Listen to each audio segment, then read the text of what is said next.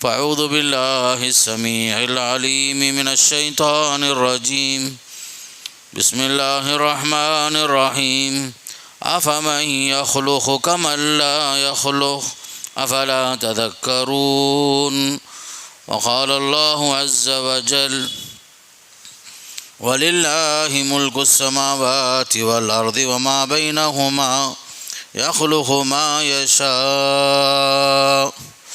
الله على كل شيء قدير قال النبي صلى الله عليه وسلم لا يصلح لبشر أن يسجد لبشر وقال عليه الصلاة والسلام لو كنت آمر أحدا أن يسجد لأحد لأمرت المرأة أن تسجد لزوجها رواہ الترمذی۔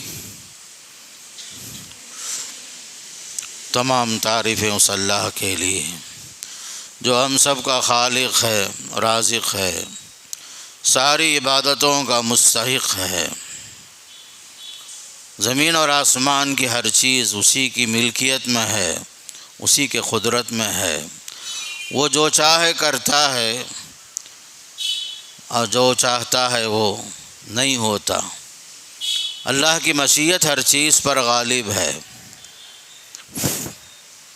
آسمانوں اور زمین کا بادشاہ وہی ہے، ہر پتا پتا اس کے علم میں ہے، ہر مخلوق کی روزی روٹی اسی کے تصرف میں ہے۔ درود و سلام ہو اللہ کے نبی صلی اللہ علیہ وسلم پر، آپ کے صحابہ کرام، تابعین اور تبع تابعین سے اللہ راضی ہو۔ اللہ تعالیٰ ان سب کے خدمات قبول فرمائے اور انہیں جنت نصیب فرمائے، اور ہمیں بھی دین کی خدمت کے ساتھ ساتھ دین پر قائم رہنے کے اللہ توفیق نصیب فرمائے۔ محترم حضرات، ابھی آپ کے سامنے قرآن مجید کی چھوٹی چھوٹی 2 آیتیں، 2 حدیثیں آپ کے سامنے رکھا۔ قرآن میں اللہ کا یہ فرمان یہ ہے افمن یخلق کمن لا یخلق افلا تذکرون، کیا وہ ذات جو پیدا کرتا ہے کیا اس کی طرح ہو سکتا ہے جو پیدا نہیں کر سکتا؟ کیا دونوں میں کوئی فرق نہیں ہے؟ کیا تم لوگ نصیحت حاصل نہیں کرو گے؟ اور ایک آیت میں فرمایا وَلِلَّهِ مُلْكُ السَّمَاوَاتِ وَالْأَرْضِ وَمَا بَيْنَهُمَا، اللہ ہی کے لیے آسمانوں زمین اور ان کے درمیان کی بادشاہت ہے۔ یخلق ما یشاء، اللہ جو چاہے پیدا کرتا ہے، اللہ ہر چیز پر قدرت رکھتا ہے۔ اللہ کے نبی علیہ السلام نے فرمایا لا یصلح لبشر ان یسجد لبشر، کسی انسان کے لیے جائز نہیں ہے کہ وہ کسی انسان کے لیے سجدہ کرے۔ اور ایک حدیث میں فرمایا اگر سجدہ کی اجازت ہوتی میں کسی کو سجدہ کرنے کا حکم دیتا تو میں بیویوں سے کہتا کہ وہ شوہروں کو سجدہ کرے، چونکہ معاملہ سجدہ اللہ کے لیے خاص ہے، میں کسی کے لیے سجدہ کی اجازت نہیں دے سکتا۔ ہمارا جو مذہب ہے، مذہب اسلام، اس کی بنیاد عقیدہ توحید پر قائم ہے۔ توحید کا مطلب ہوتا ہے ہر قسم کی عبادت اللہ کے لیے خالص کر دی جائے۔ جو عبادت اللہ کے لیے خاص ہے اس میں کسی کو شریک نہ ٹھہرایا جائے۔ ہر عبادت، ہر بندگی جو اللہ کے لیے مخصوص ہے اس میں کسی کو شریک نہ ٹھہرانا، اسی کا نام توحید ہے۔ عبادت چاہے چھوٹی ہو یا بڑی ہو، بدنی عبادت ہو یا مالی عبادت یا جسمانی عبادت، ہر عبادت اللہ کے لیے۔ وما امروا الا ليعبدوا الله مخلصین له الدین، اللہ کے بندوں کو حکم یہی ہوا کہ وہ اللہ کی بندگی کریں، اس کے لیے دین کو خالص کرتے ہوئے، توحید کو خالص کرتے ہوئے۔ توحید ایک ایسی اہم عبادت ہے اور ایسا عقیدہ ہے جس کی وجہ سے آدمی اسلام میں داخل ہوتا ہے، اس کے انکار سے مشرک بنتا ہے، کافر بنتا ہے، اسلام سے خارج ہوتا ہے۔ اسی کے اقرار سے آدمی دائرہ اسلام میں داخل ہوتا ہے۔ اسی کے اقرار کے ساتھ جب موت بھی ہوتی ہے تو اس کے لیے حسن خاتمہ کی خوشخبری دی جاتی ہے۔ یہ کلمہ توحید لا الہ الا اللہ محمد الرسول اللہ ہر مسلمان کی جان ہے، بلکہ جان سے بڑھ کر ہے۔ ہماری عزت و آبرو اسی میں ہے۔ نبیوں کی بعثت کا مقصد 1,24,000 رسولوں کو اللہ نے کیوں بھیجا؟ توحید کو قائم کرنے کے لیے ہی۔ انسانوں اور جنات کو کیوں اللہ پیدا کیا؟ اسی توحید اور اللہ کی بندگی کو قائم رکھنے کے لیے۔ وما خلقت الجن والانس الا لیعبدون۔ اللہ کی عبادت میں کسی کو شریک نہیں ٹھہرانا، بندہ اللہ کا ہو جانا، اللہ کو خوش کرنا، مانگنا اسی سے، عبادت کرنا اسی کی، نظر و نیاز اللہ کے لیے، طواف اللہ کے لیے، بیماری میں شفا اللہ سے مانگنا، نفع نقصان اللہ کی طرف سے، جو ہوگا اللہ کی مرضی سے ہوگا، جو نہیں ہوا وہ بھی اللہ کی مرضی، اللہ کی مشیت ہے۔ جو بھی ہوتا ہے اللہ کے حکم سے ہوتا ہے، اللہ کی مصلحت ہر چیز پر غالب۔ توحید یہی ہے، بندہ کسی سے امید نہ رکھے، امیدیں اللہ سے، نفع کا نقصان کا جو بھی اندیشہ ہے سب اللہ سے ہی رکھنا۔ اسی مقصد کے لیے انبیاء کی بعثت ہوئی، ہر رسول نے قوم کو یہی دعوت دی۔ وَلَقَدْ بَعَثْنَا فِي كُلِّ أُمَّةٍ رَسُولًا أَنِ اعْبُدُوا اللَّهَ وَاجْتَنِبُوا الطَّاغُوتَ۔ ہم نے رسولوں کو بھیجا ہر امت میں، ان کا پیغام یہی تھا اللہ کی بندگی کرو اور طاغوت اور شیطان کی سرکشی اور اس کی عبادت سے بچو۔ اللہ کا حکم یہ بھی آیا ذالکم اللہ ربکم لا الہ الا ہو خالق کل شیء فاعبدوہ، یہی اللہ تمہارا رب ہے، اللہ کے سوا کوئی نہیں عبادت کے لائق، وہی معبود برحق ہے، عبادتوں کا مستحق وہی ذات ہے، وہی ذات ہے جس کو آپ کو خوش کرنا ہے، اس کی ناراضگی سے بچنا ہے، اس کے سوا کوئی نہیں عبادت کے لائق، لا الہ الا ہو، ہر عبادت اسی کے لیے، وہ ہر چیز کا خالق ہے، تم اسی کی بندگی کرو، فاعبدوہ، اسی کی عبادت کرو، اور وہ اللہ تعالی ہر چیز پر نگران ہے، وکیل ہے، سرپرست ہے، وہ یہی حکم ہمیں دیا گیا۔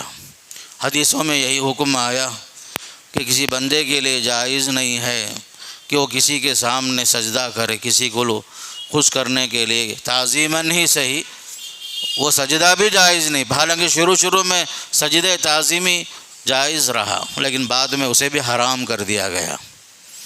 اور آپ نے فرمایا کہ اگر سجدے کی اجازت ہوتی میں بیویوں سے کہتا کہ وہ شوہروں کو سجدہ کرے۔ یہ سجدہ، طواف، نظر و نیاز سب کچھ اللہ کے لیے مخصوص ہو گیا، یہاں تک کہ ہم نبی کی بھی عبادت نہیں کرتے۔ اللہ کے جو مقرب بندوں میں سے جو نبی ہوتے ہیں ان انبیاء کی بھی ہم پوجا نہیں کرتے، ان کی بھی عبادت نہیں کرتے، بلکہ ہم اللہ کی اطاعت کرتے ہیں، اللہ کی بندگی کرتے ہیں، اور نبی اسی کا حکم دیتے ہیں۔ اسلام میں توحید کے بعد والدین کی اطاعت اور والدین کی خدمت کا حکم آیا۔ سورہ عنکبوت میں فرمایا وَوَصَّيْنَا الْإِنسَانَ بِوَالِدَيْهِ حُسْنًا وَإِنْ جَاهَدَاكَ عَلَىٰ أَن تُشْرِكَ بِي مَا لَيْسَ لَكَ بِهِ عِلْمٌ فَلَا تُطِعْهُمَا۔ ہم نے انسان کو اپنے والدین کے ساتھ حسن سلوک کا حکم دیا ہے، اگر وہ لوگ شرک پر آمادہ کریں، ماں باپ، ان کی اطاعت نہ کرو، ان کی اطاعت نہ کرو۔ وَإِنْ جَاهَدَاكَ عَلَىٰ أَن تُشْرِكَ بِي مَا لَيْسَ لَكَ بِهِ عِلْمٌ فَلَا تُطِعْهُمَا۔ ماں باپ بھی اگر آپ شرک پر آمادہ کریں ان کی بات نہیں ماننا۔ لا طاعۃ لمخلوق فی معصیۃ الخالق، اللہ کی ذات جو خالق ہے اس کی اطاعت کے مقابلے میں کسی اور کی اطاعت نہیں ہوگی۔ اللہ کی نافرمانی کرتے ہوئے ماں باپ کی بھی اطاعت ضروری نہیں ہوگی۔ لا طاعۃ لمخلوق فی معصیۃ الخالق۔ اس آیت کے سبب نزول میں حضرت سعد بن ابی وقاص رضی اللہ تعالیٰ عنہ جب مسلمان ہوئے مکے میں، ان کے والدہ نے 3 دن تک کھانا پینا چھوڑ دیا، قسم کھا لیے جب تک سعد بن ابی وقاص مرتد نہیں ہوتے، اسلام کو نہیں چھوڑتے، میں کھاؤں گی نہیں پیوں گی نہیں۔ 3 دن یہی حالت رہی، یہاں تک کہ بے ہوش ہو گئے۔ حضرت سعد بن ابی وقاص رضی اللہ تعالیٰ عنہ اپنے دین پر باقی رہے۔ ان کی ماں نے کہا تھا، حالانکہ تمہارا دین ماں باپ کی بات ماننے کو حکم دیتا ہے، تم کیسے فرزند ہو جو ماں باپ کی بات نہیں مانتے ہو؟ اس پر یہ آیت نازل ہوئی، وَإِن جَاهَدَاكَ عَلَىٰ أَن تُشْرِكَ بِي مَا لَيْسَ لَكَ بِهِ عِلْمٌ فَلَا تُطِعْهُمَا۔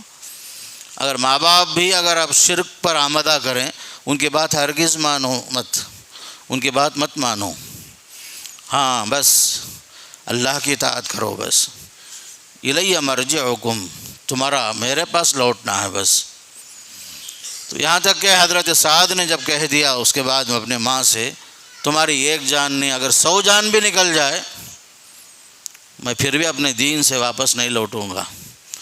اتنے اسلام پر ثابت قدم رہے حضرت سعد، حالانکہ ان کی والدہ بد دعا کر رہی تھی، لیکن ایسی بد دعا سب نہیں لگتی جو توحید کے خلاف ہو، اللہ اس کے رسول کی اطاعت کے خلاف ہو۔ الغرض اسلام میں توحید کا مقام سب سے اونچا مقام ہے۔ کلمہ توحید لا الہ الا اللہ سے آدمی اسلام میں داخل ہوتا ہے، اس کے انکار سے ہی اسلام سے آدمی خارج بھی ہو جاتا ہے۔ تو آج ہمارے پاس سب سے قیمتی سرمایہ اگر ہے تو ایمان ہے، توحید ہے، اسی کے لیے مرنا ہے، اسی کے لیے جینا ہے، اور ہم اسی کے پر قائم ہیں۔ خاص کر کے موجودہ حالات، ہندوستان کے جو موجودہ حالات ہیں، فرقہ پرست تنظیمیں، فرقہ پرست قوتیں، طاقتیں مسلمانوں کو، خاص کر مسلمانوں کو اپنے مذہبی آزادی سے بھی ان کی مذہبی آزادی کو بھی چھیننا چاہتے ہیں۔ آج کا جو حال بن گیا ہے مسلمانوں کے لیے، خاص کر ہندوستان میں جینے اور مرنے کے لیے، اپنے مذہب پر باقی رہنا بھی لوگوں نے مشکل کر دیا ہے۔ خاص کر 150 سال پہلے 1888 میں بنگالی اور سنسکرت زبان میں یہ گیت لکھا گیا تھا، بنگالی زبان اور سنسکرت میں، وندے ماترم۔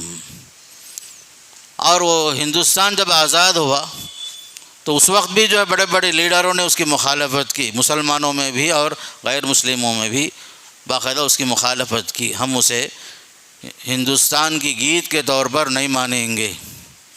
یہاں تک کہ 1950 میں اسے قومی گیت کا درجہ دیا گیا، وندے ماترم کو۔ پھر یہی سلسلہ چلتا رہا، درمیان میں خاموشی رہی۔ یو پی میں، مہاراشٹرا میں، اسکولوں میں، کالجوں میں، آفسوں میں پھر اس کو لازم قرار دیا گیا۔ پھر دوبارہ جمعیت علماء ہند نے باقاعدہ چند سال پہلے مداخلت کی، پھر دوبارہ اس بل کو واپس لیا گیا۔ لیکن ابھی اسی مہینے کے اندر 2-4 دن پہلے سے آپ دیکھ رہے ہیں پارلیمنٹ میں زوروں کی بحث چل رہی ہے، اور اسے ہر حال میں لازم کرنے کی پوری کوشش ہو رہی ہے، یہاں تک کہ راجیہ سبھا میں 3 دن کے بحث مکمل ہو چکی ہے۔ ابھی پارلیمنٹ میں مستقل یہ موضوع چھیڑا گیا، مسلم جو قائدین تھے مکمل انہوں نے مخالفت کی، اللہ انہیں جزائے خیر عطا فرمائے۔ لیکن مسئلہ یہ ہے کہ ہندوستانی مسلمانوں کو سمجھنا ہے یہ وندے ماترم کیا چیز ہے، وندے ماترم کا مطلب کیا ہے۔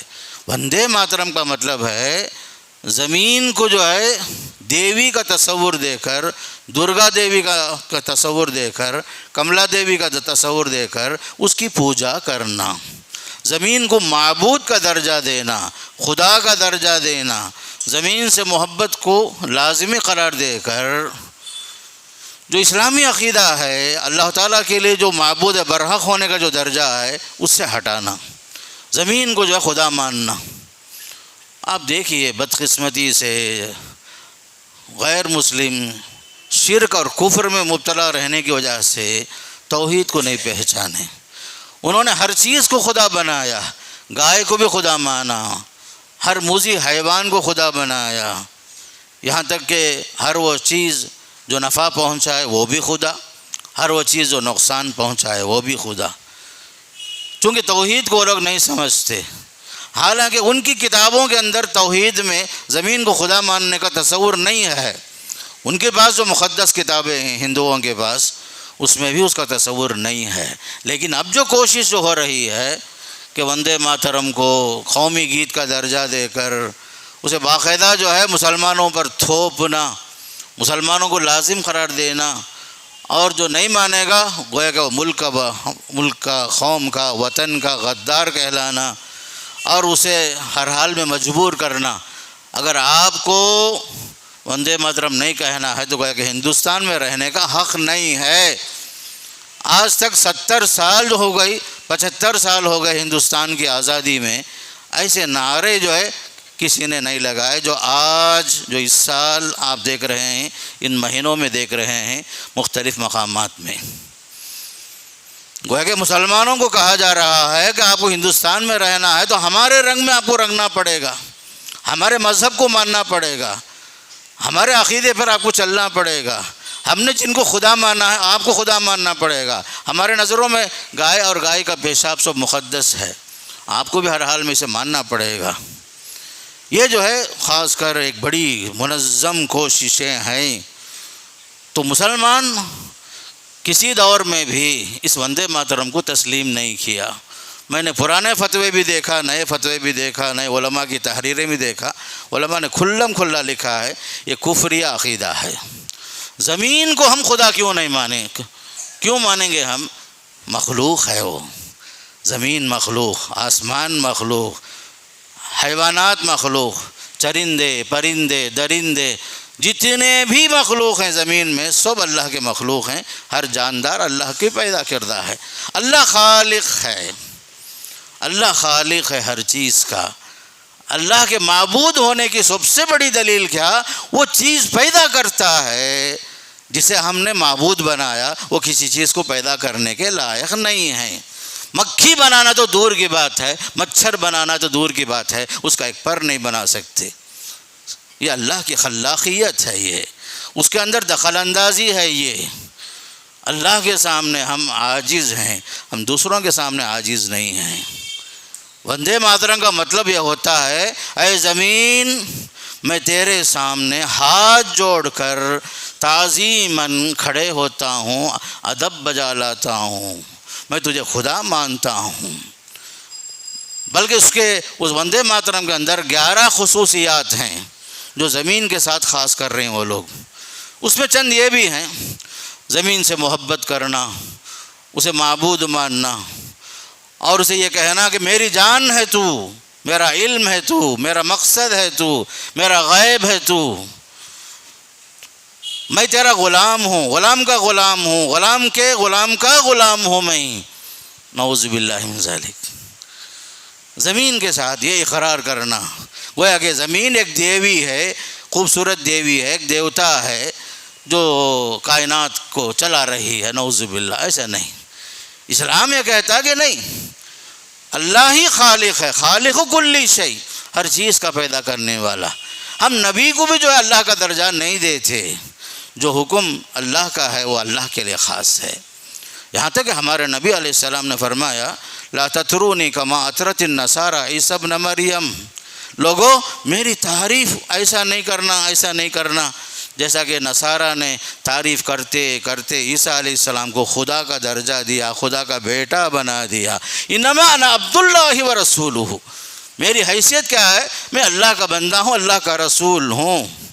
ہمارے نبی صلی اللہ علیہ وسلم سید المرسلین والآخرین، خاتم الانبیاء والمرسلین، سب سے آخر میں آئے، نبوت کا خاتمہ ہوا آپ کے ذریعے سے۔ آپ کا درجہ اتنا اونچا، اتنا اونچا۔ الم نشرح لک صدرک، آپ کے دنیا کے اندر 2 مرتبہ شق صدر ہوا، اوپن ہارٹ سرجری ہوا، ہمارے نبی صلی اللہ علیہ وسلم کا 2 مرتبہ ہوا۔ الم نشرح لک صدرک کی تفسیر دیکھ لیجئے آپ کو اللہ تعالیٰ نے مسجد حرام سے مسجد اقصیٰ تک پہنچایا ایک ہی رات کے اندر، براق جیسے ایک اہم سواری کے ذریعے سے، ایک جانور کے اوپر سے۔ ذرا سامنے آ جاؤ، جگہ دیو اس لوگوں کو، ذرا جگہ دیجیے، سامنے آئیے، ہٹ کر آئیے، سامنے آئیے۔ آپ صلی اللہ علیہ وسلم کی جو حیثیت ہے، 7 آسمان کا سیر ہوا، جبریل امین کے ساتھ چلے چلے چلے سدرۃ المنتہا پہنچے، پھر وہاں سے جبریل علیہ السلام پیچھے ہٹ گئے، پھر آپ صلی اللہ علیہ وسلم سدرۃ المنتہا تنہا پہنچے، اللہ سے ہم کلامی کا شرف ملا۔ اتنا اونچا مقام ہونے کے باوجود قرآن کہتا ہے الحمدللہ الذی انزل علی عبدہ الکتاب، سبحان الذی اسریٰ بعبدہ۔ آپ کا درجہ ہے غلام، عبد، عبودیت آپ کی خاصیت ہے، خصوصیت ہے۔ اسی لیے قرآن اور حدیث کی روشنی میں اللہ سے بڑھ کر کسی کا مقام اونچا نہیں ہوتا، بندہ بندہ ہی ہے، معبود معبود ہی ہے، اللہ کے ساتھ ہم کسی کو شریک نہیں کر سکتے۔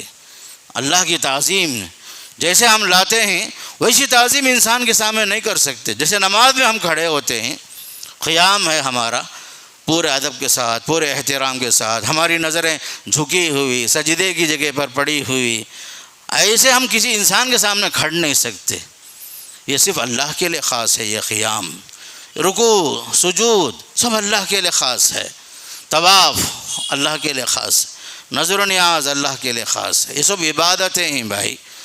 تو لہذا خاص کر ہندوستانی مسلمانوں کے لیے جو آزمائشیں آ رہی ہیں، بابری مسجد کی شہادت کے بعد سے لے کر کبھی ہماری ٹوپی جو ہے نشانے پر آئی، کبھی ہمارا نقاب، ہمارے بچیوں کا پردہ نشانی پر آیا، کبھی جو ہے کیا کھانا کیا نہیں کھانا، فلاں گوشت نہیں کھانا، فلاں گوشت آپ کے فریج میں نہیں ہونا، فلاں مسجدیں ہماری نشانے پر آ گئی۔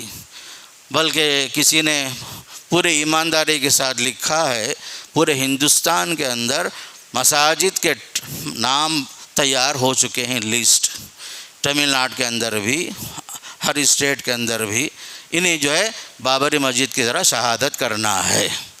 باقاعدہ منظم انداز سے کوششیں ہو رہی ہیں، تیاریاں چل رہی ہیں، اور مسلمانوں کو مجبور کیا جا رہا ہے کہ رہنا ہے تو ہندو بن کر رہو، ہندو راشٹریہ کے لیے ہندو مذہب کے ساتھ چلنا پڑے گا، یہ ملک جو بنے گا آئندہ چل کر کے ہندو مذہب کے مطابق چلے گا، اس کے لیے کوشش ہے۔ حالانکہ یہ جو کوششیں ہیں سب غیر اسلامی بلکہ غیر قانونی ہیں۔ ہندوستان کی جو خصوصیت ہے، ہندوستان کی جو خوبصورتی ہے، اس کا دستوری حق ہے۔ 1947 میں جب ہندوستان جب آزاد ہوا، مسلمانوں، ہندوؤں، سکھوں سب نے مل کر جو اسلام کے لیے، خاص کر ہندوستان کی آزادی کے لیے تن من دھن کی قربانیاں، خون کی ندیاں بہائے، بیچارے سولی پر لٹکائے گئے، آگے چل کر کے 100 سال کے مجاہدے کے بعد ہندوستان جو آزاد ہوا، اس وقت جو دستور بنا، وہ دستور، وہ قانون، وہ لا یہ کہتا ہے قانون ہمارا، ہر شہری کو اس کے مذہب پر باقی رہنے، اس پر عمل کرنے، اس کی تبلیغ کرنے کی اجازت ہے۔ یہ دستوری حق ہے۔ ہم اگر مسلمان بھی ہیں اس ملک میں، دستور کے مطابق ہیں۔ ہم نے اگر مسجدیں بنائی، مدرسے بنائے، خانقاہیں بنائے، قبرستان بنائے، یہ سب جو عبادت خانے جو بنائے ہم سب جو بھی ہے، سب ہمارا دستوری حق ہے۔ اس کا تحفظ ہندوستان کی حکومت پر واجب ہے۔ لیکن حالات ایسے بدل رہے میرے دوستو، دستور کی دھجیاں اڑائی جا رہی ہیں، دستور بنانے والے کی توہین ہو رہی ہے، مسلمانوں کو یہاں سے نکالنے کی پوری منظم کوششیں وغیرہ ہو رہی ہیں۔ آسام کے اندر جتنے مدرسے تھے اسکول میں تبدیل کر دیے گئے، آسام کے بہت سارے مسجدیں، مدرسے بلڈوزر کے نظر ہو گئے۔ یہ سب چیزیں ہندوستان میں جو ہو رہی ہیں، انہی کے ساتھ ابھی یہ موضوع چل رہا ہے۔ 150 سال چونکہ ہو گیا ہے، اسے ہر حال میں اس کو لازم قرار دیا جائے۔ وندے ماترم ہر آدمی پڑھنا، ہر مدرسے میں، ہر اسکول میں باقاعدہ اسے تسلیم کرنا، گویا کہ ایک جبراً ایک قانون نافذ کرنے کی کوشش ہے جو ہمارے عقیدے کے خلاف۔ مسلمان ہر چیز قربان کرنے کے لیے تیار ہو سکتا ہے، لیکن مذہب کے معاملے میں، عقیدے کے معاملے میں، توحید کے معاملے میں کمپرومائز نہیں کر سکتا۔ چاہے جان چلی جائے، چاہے مال چلا جائے، چاہے ہمارے ماں باپ، ہمارے بچے ختم ہو جائیں، لیکن عقیدے توحید پر آنچ آنے ہم نہیں دے سکتے ہندوستانی مسلمان۔ ہندوستانی مسلمانوں کو اپنے عقیدے پر باقی رہنا ہوگا، اپنا مذہبی تشخص جو ہماری خاص شعار ہے اسے اپنا کر کے باقی رہنا پڑے گا اپنے مذہب پر، اس کے لیے ہر طرح کی قربانیاں دینی ہوگی، اور دشمنوں کے جو سازشیں ہیں اسے سمجھنا پڑے گا۔ حالانکہ مسلمانوں نے خوب، مسلمان ہی نہیں بلکہ غیر مسلم جو سیکولر ذہن کے جو لیڈرز ہیں، باقاعدہ انہوں نے پارلیمنٹ میں اس کی سخت مخالفت کی، بلکہ ایک صاحب یہاں تک کہہ رہے تھے، بڑے عہدے پر ہیں وہ، مسلمانوں کے اندر عقیدہ توحید میں اللہ کو رب ماننا ہے، رب کا معنی ہے وہ خود کر رہے ہیں معنی اس کا، رب کا معنی ہے پالنے والا، اسے لا کر کے فٹ کر رہے ہیں، زمین ہمیں پال رہی ہے، زمین ہمیں محبت سے ہمارے لیے وہ رب کا درجہ رکھتی ہے، اس لیے ہم اس کی پوجا کرتے ہیں، یہ ماننا پڑے گا۔ عقل مندوں کو یہ نہیں معلوم ہے زمین بھی اللہ کی مخلوق ہے، زمین اس وقت تک چارہ نہیں اگاتی جب تک کہ اللہ کا حکم نہ ہو۔ کتنی بنجر زمینیں ہیں، بارش ہوتی ہے لیکن گھاس تک بھی نہیں اگتا اس زمین میں، کانٹے کا جھاڑ ہے، اناج ہے، کھیتی باڑیاں ہیں، جو بھی زمین سے اگتی ہیں وہ اللہ کی مرضی سے ہوتی، انسان کی محنت کا دخل نہیں ہے، زمین کا کمال نہیں ہے، جو بھی ہے اللہ کا حکم ہے۔ افرأیتم ما تحرثون اانتم تزرعونه ام نحن الزارعون، سورہ واقعہ میں اللہ نے باقاعدہ ہم سے یہ سوال کیا، ذرا بتاؤ تو صحیح، تم زمین میں جوتتے ہو، انتم تزرعونه، کیا تم نے کاشتکاری کر کے تم نکال رہے ہو، یا ہم آپ کو روزی دیتے ہیں کاشتکاری کے ذریعے سے؟ کسان کا کام کیا ہے بھائی؟ زمین جوتنا، پانی دینا، اناج ڈالنا، بیج ڈالنا، لیکن اس اناج کو درخت بنانا، کھیتی بنانا، پودے کی شکل دینا، یہ کس کا کام ہے؟ یہ اللہ کا کام ہے، یہ اللہ کا حکم ہے، اس پر ہر چیز پر اللہ کا حکم چلتا ہے، زمین پر بھی اللہ کا چلتا ہے۔ لوگ دیکھیے پارلیمنٹ میں جو ہے اللہ کی ربوبیت کو لا کر کے زمین کے ساتھ ملا رہے ہیں، اللہ رب ہے نہیں کیا؟ مسلمان مانتے ہیں اس چیز کو، اللہ معبود بھی ہے، اللہ رب بھی ہے، رب کا معنی ہے پالنا، زمین ہمیں پال رہی ہے اور ہمیں سہارا دے رہی ہے، اس لیے وہ ہماری ماں ہے۔ عقل مندو، ماں وہ ہے جس نے آپ کو جنم دیا ہے۔ ہم اگر مادر وطن کہتے ہیں، حقیقی معنی نہیں ہے، مجازی ماں۔ انسان کی ماں ایک ہی ہوتی ہے، ہزار ماں نہیں ہوتی، ہر چیز کو آپ ماں نہیں بنا سکتے۔ ماں وہ ہے جس نے آپ کو جنم دیا، جن کے پیٹ سے آپ پیدا ہوئے۔ اب زمین کو بھی ماں بنا لو، گائے کو بھی ماں بناؤ، کسے کسے ہم ماں بنائیں گے بھائی؟ یہ ہے عقیدہ توحید سے خالی ہونے کی وجہ سے آدمی جو اندھا بہرا بن جاتا ہے، ہر چیز کو خدا بنا لیتا ہے، ہر کنکر شنکر بن جاتا ہے، ہر کنکر شنکر بن جاتا ہے، اس کی پوجا ہو جاتی۔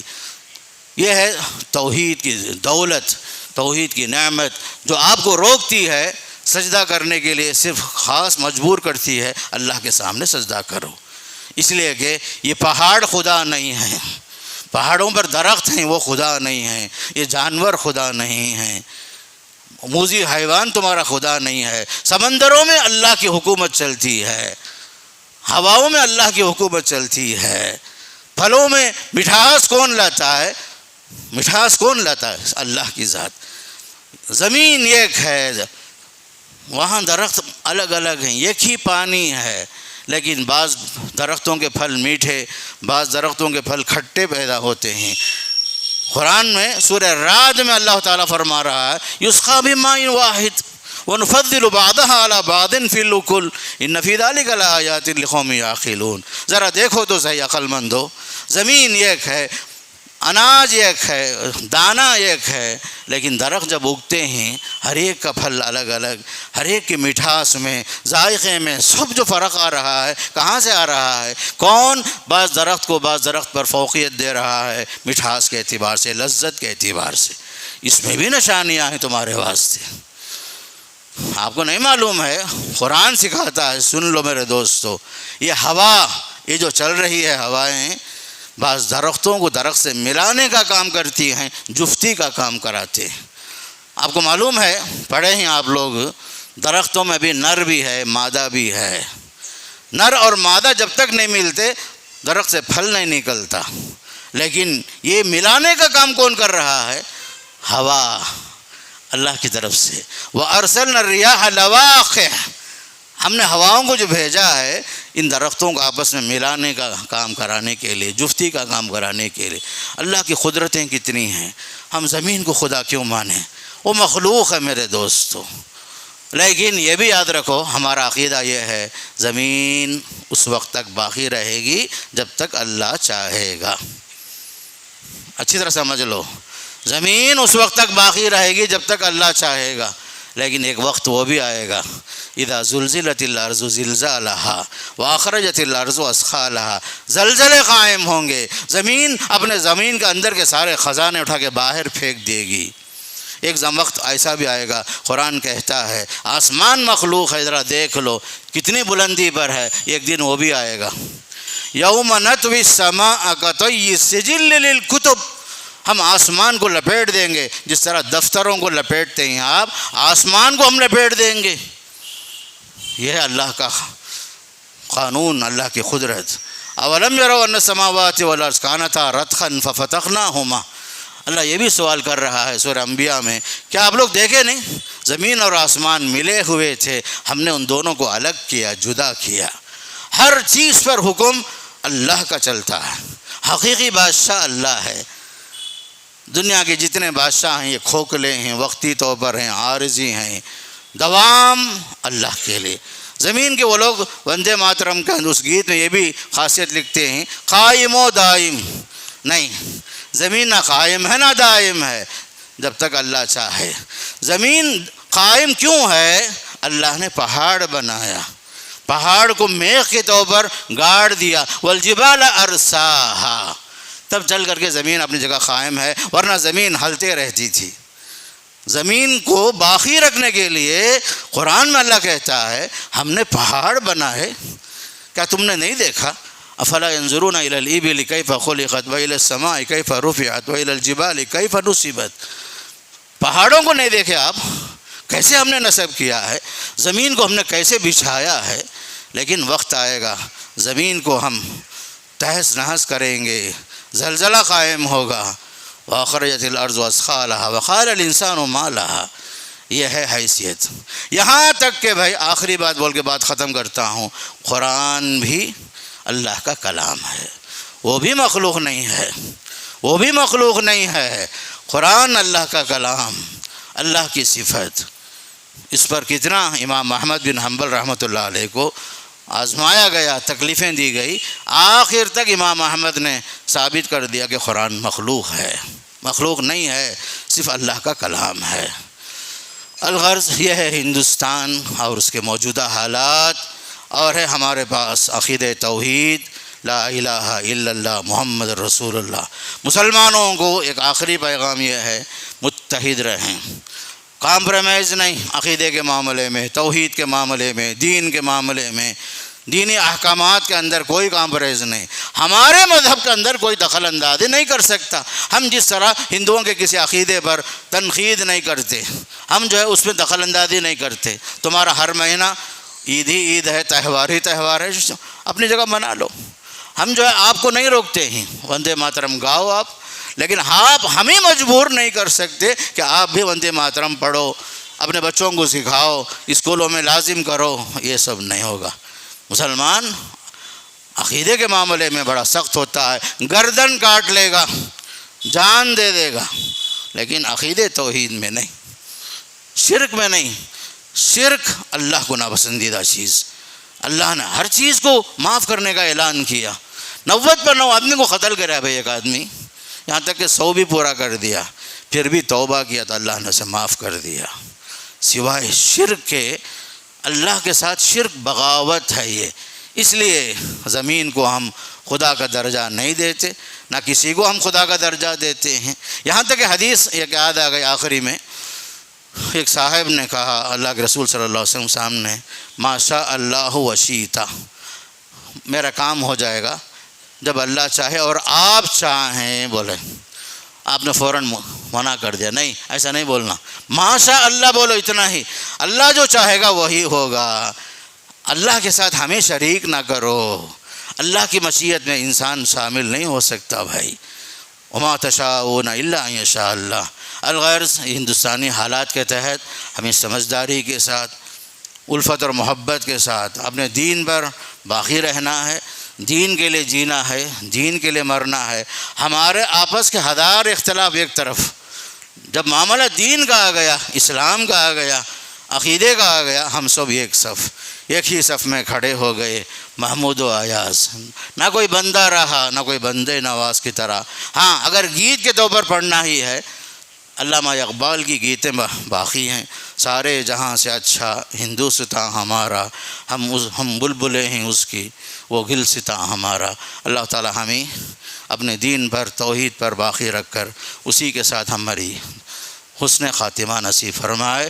اللہ تعالیٰ جو لوگ ناسمجھ ہیں انہیں سمجھنے کے اللہ توفیق نصیب فرمائے، ہدایت نصیب فرمائے، اسلام دشمنی سے باز آنے کے اللہ توفیق نصیب فرمائے۔ اقول قولی ھذا استغفر اللہ لی ولکم ولسائر المسلمین من کل ذنب فاستغفروا انہ ھو الغفور الرحیم۔